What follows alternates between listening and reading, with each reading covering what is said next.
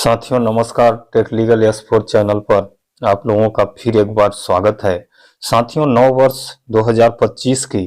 हार्दिक शुभकामनाओं के साथ आज के वीडियो में मैं सहारा के प्रमुख OP श्रीवास्तव जी का संदेश आप लोगों को पढ़कर सुनाएंगे कि उन्होंने क्या संदेश दिया है 2025 में, उनकी क्या सोच है, क्या रणनीति है, उसके बारे में हम आप लोगों को इस वीडियो में बताएंगे। इसके साथ साथ साथियों 2025 में क्या हम सहारा निवेशकों का भुगतान होना संभव है, क्या भुगतान हो सकता है, इसके बारे में भी हम इस वीडियो में चर्चा करेंगे। वैसे साथियों जैसा कि हम लोगों का हर वर्ष बीतता जा रहा है और हम लोग हर वर्ष यह आशा करते हैं कि शायद इस वर्ष सहारा निवेशकों के जीवन में कोई खुशियां आएगी, अच्छा समाचार मिलेगा, भुगतान होगा, लेकिन साल दर साल बीतता जा रहा है। अभी हम लोगों तक के लिए अगर देखा जाए तो कोई भी महत्वपूर्ण कदम नहीं उठाया गया है। सरकार के द्वारा माननीय सर्वोच्च न्यायालय के आदेश से पोर्टल लाया गया, यानी कि सरकार की पहल इसमें अगर देखा जाए तो बिल्कुल निष्क्रिय दिखाई देती है। सरकार के ऊपर नहीं है माननीय सर्वोच्च न्यायालय, क्योंकि सरकार को ही सारा व्यवस्था करना है, लेकिन उन व्यवस्थाओं को चलाने के लिए माननीय सर्वोच्च न्यायालय को आदेश देना पड़ता है। यह सबसे गंभीर इशू है, सबसे प्रमुख इशू है कि सर्वोच्च न्यायालय के कहने पर सरकार एक्शन लेती है, यानी सरकार पोर्टल बनाई। अब पोर्टल में अब हो क्या रहा है कि विगत 2 साल बीतने को आ गए, 2 साल में भी अब तक लगभग 138 करोड़ का भुगतान जैसा कि सरकार के द्वारा बताया गया है कि किया गया है। तो 76,000 करोड़ का भुगतान कब होगा यह सोचने वाली बात है। लेकिन एक बहुत ही अच्छी खबर यह है कि जो माननीय सर्वोच्च न्यायालय ने आदेश दिया था सहारा को कि आप 1,000 करोड़ रुपए 15 दिनों के अंदर जमा करें, सहारा ने 15 दिन के पहले ही 1,000 करोड़ के बजाय लगभग 1,375 करोड़ रुपए जमा कर दिया है। इससे ऐसा प्रतीत होता है कि जो माननीय सर्वोच्च न्यायालय ने बोला था कि पहले आप हमारे पहले आदेश का पालन कीजिए, इसके बाद हम आपके बाद वाले जो भी आप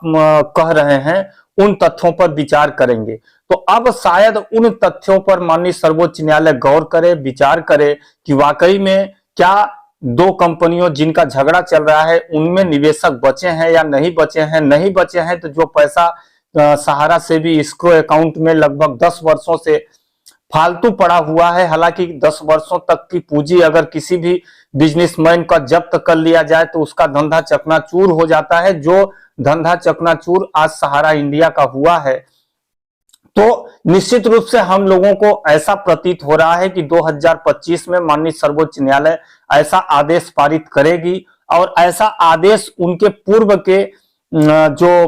आदेश हुए हैं 3, 4, 5 सितंबर को जो आदेश हुआ है उस आदेश में भी यह लिखा है कि आप चाहें तो एस्क्रो अकाउंट से राशि भुगतान के लिए मांग सकते हैं और आपके प्रार्थना पत्र पर विचार किया जाएगा। तो ऐसा आदेश माननीय सर्वोच्च न्यायालय ने दिया है, जिससे प्रतीत होता है कि हम लोगों के लिए 2025 शायद ही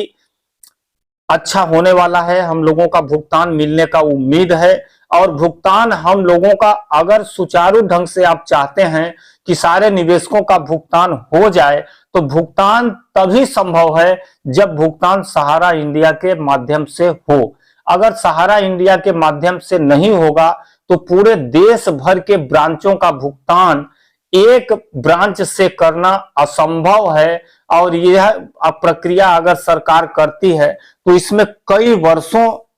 बीत जाएंगे। इसलिए हम सब लोगों का यह भी मांग होना चाहिए सरकार से कि सरकार सहारा इंडिया का भुगतान सहारा इंडिया के ब्रांचों के माध्यम से करवाएं और उन ब्रांचों से किन शर्तों पर उनका भुगतान हो वह दिशा निर्देश सरकार के द्वारा जारी करे कि पहले कितने लोगों के निवेशकों का भुगतान होगा, पहले प्रिंसिपल अमाउंट का भुगतान होगा कि मूलधन का भुगतान होगा कि ब्याज का भुगतान होगा, ब्याज का होगा तो कितना होगा, मूलधन का होगा तो कितना होगा, किन लोगों का भुगतान पहले होना चाहिए। यह नियमानुसार जो भी सरकार जारी करे गाइडलाइन, उस गाइडलाइन के हिसाब से सहारा को भुगतान करने के लिए आदेशित किया जाए, ताकि जो निवेशक विगत कई वर्षों से दर दर की ठोकरें खा रहे हैं, अपना ही पैसा देकर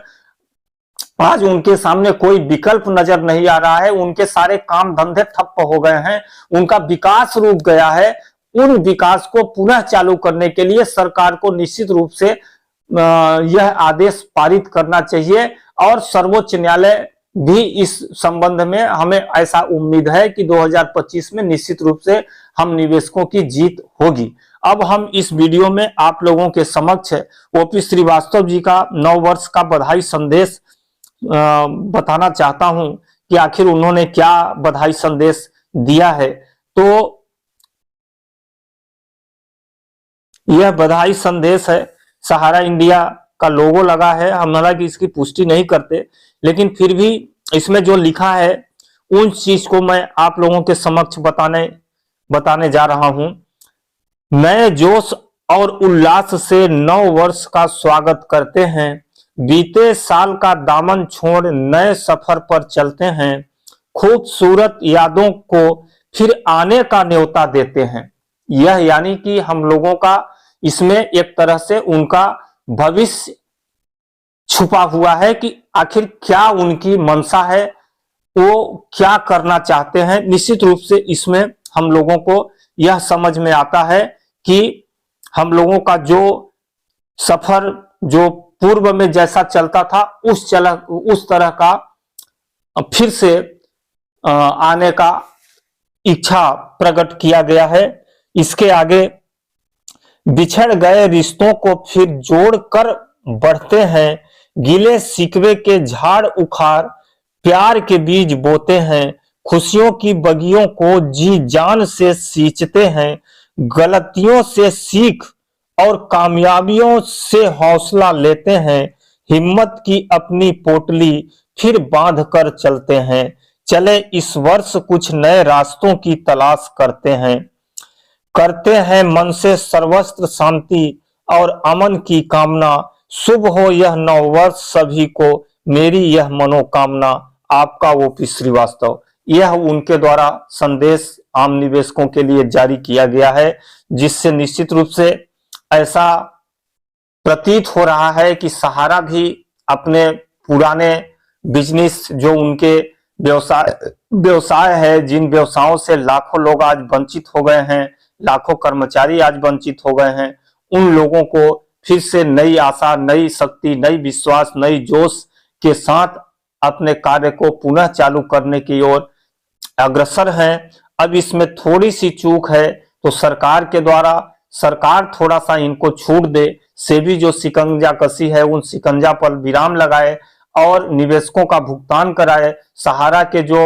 वंचित लोग हैं, जो आज बेरोजगार हो गए हैं, उनके दिशा में भी सरकार की ही सोचने की परम जिम्मेदारी है और सरकार उनके ओर नई दिशा निर्देश जारी करते हुए उनके कार्य को पुनः संचालन करने की आदेश पारित करे और माननीय सर्वोच्च न्यायालय इसमें प्रयासरत है। साथियों, इन्हीं वाणी के साथ मैं पुनः एक बार 2025 की शुभकामनाओं के साथ हार्दिक बधाई देते हुए अपनी वाणी को विराम देता हूं और आशा करता हूं कि यह वर्ष हम सबके लिए खुशियां लेकर आएगा। ऐसी इच्छा के साथ राजेंद्र शाह एडवोकेट।